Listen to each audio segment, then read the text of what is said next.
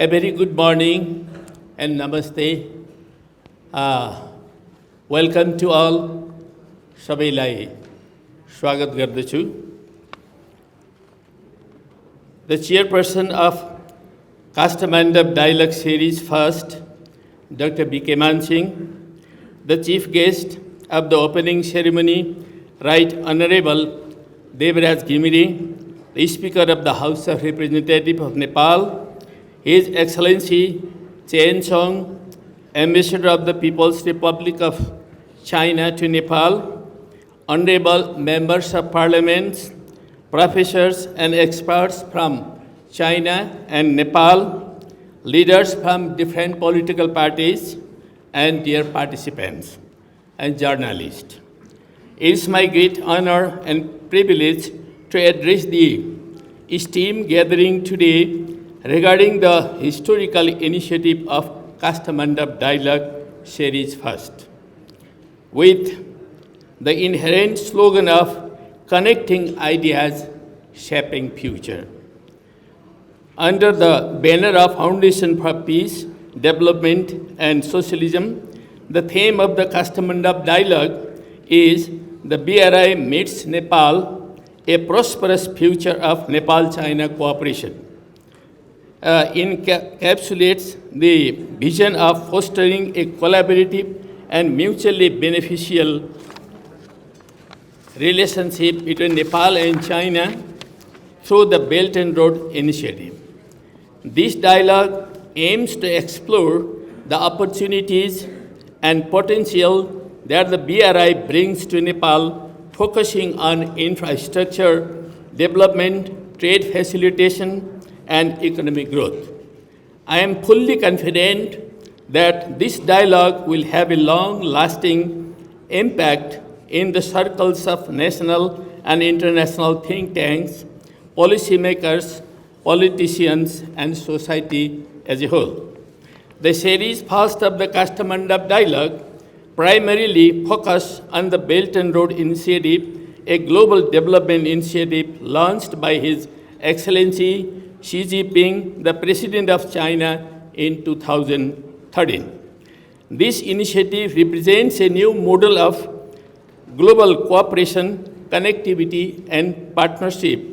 Its main objective is to promote global trade growth, economic development by developing infrastructure and expanding trade relations among participating countries across Asia, Europe, Africa, and the world.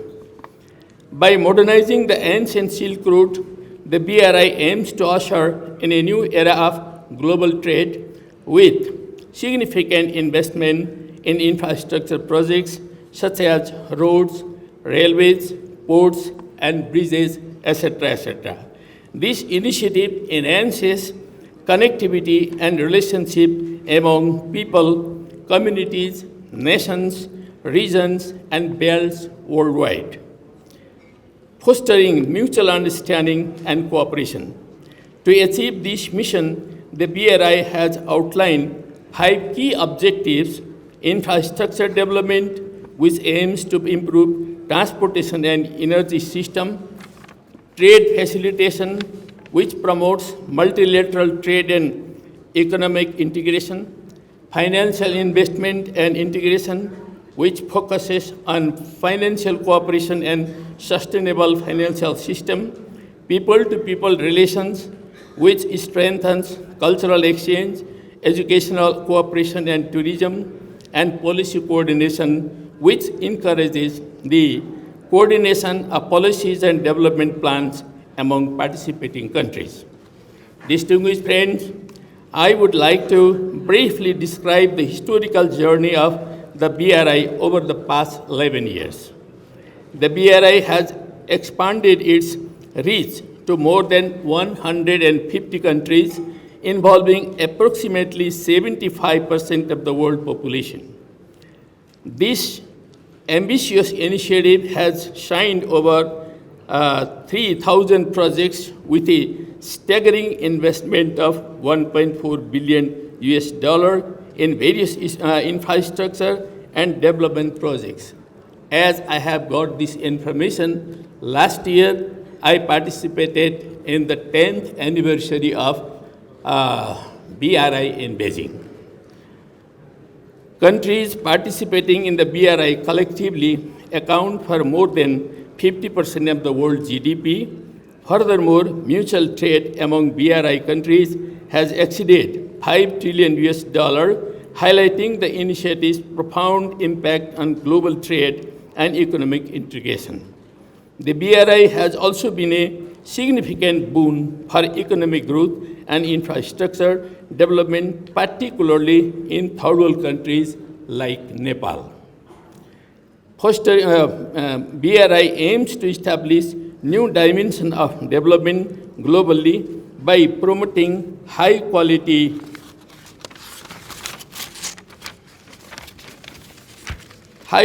infrastructure, trade facilitation, and economic growth in participating countries. This initiative seeks to expand global quality development by investing in advanced infrastructure projects, enhancing trade networks, and fostering economic integration. By doing so, the BRI not only drives regional connectivity but also contributes to the overall growth and prosperity of nations involved.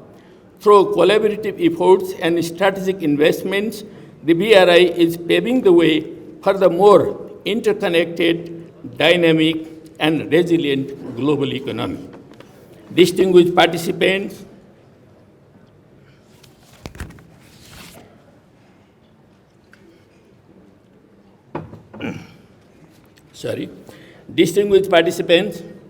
now I would like to focus on the efforts between Nepal and China concerning the Belt and Road Initiative Agreement. In 2017, Nepal officially signed the BRI agreement with China, joining this significant initiative.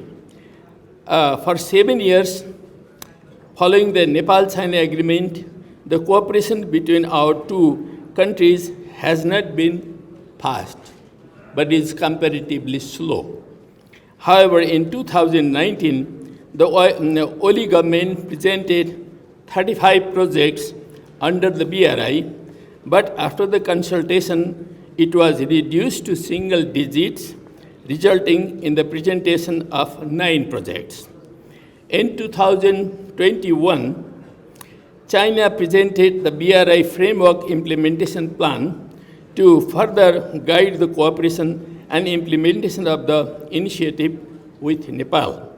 Finally, during PM Oli's present tenure, despite facing numerous disputes in Nepal, a significant agreement was ultimately reached. This BRI Framework Agreement is an important agreement. This agreement has ignited a renewed sense of hope among the people of Nepal, inspiring them to embark on a path of new cooperation for development and progress. This signing could pave the way for a renewed collaboration and progress in infrastructure and trade development projects, including the trans-Himalayan connectivity between Nepal and China under the BRI.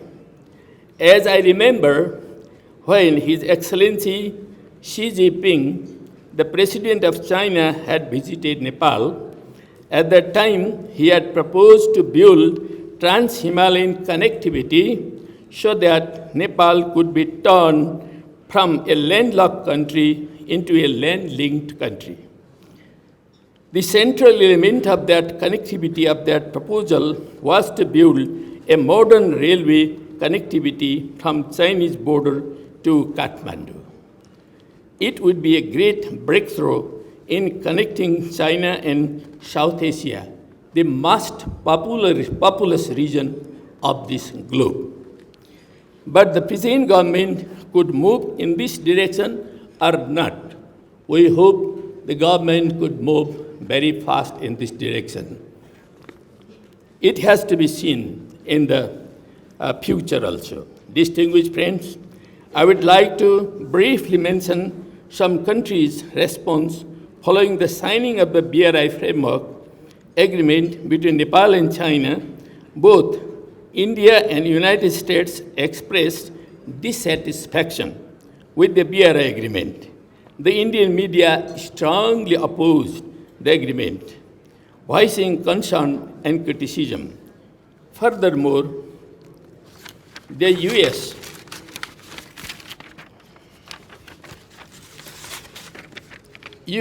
expressed its objections with Donald Lu, the minister, a representative visiting Nepal to articulate this concern.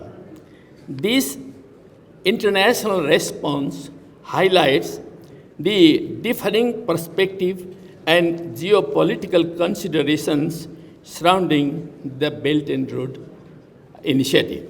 Likewise, since the very beginning, there was a serious political debate among the political parties of Nepal too. Additionally, some leaders are firm on not taking loans from China under any circumstances and only accepting grants on national needs and interests. When it comes to grants, partnership, concessional loans, and commercial loans, Nepal should be skillful to select and negotiate projects with practical and rational choices. By embracing a balanced and forward-looking approach, Nepal can harness the benefits of the BRI to achieve sustainable development and economic growth. Distinguished friends, in conclusion, I would like to emphasize the importance of the Belt and Road Initiative as a global development project. The BRI presents an unprecedented opportunity for the development of Nepal too in different sectors, including infrastructure development that we have been waiting for centuries.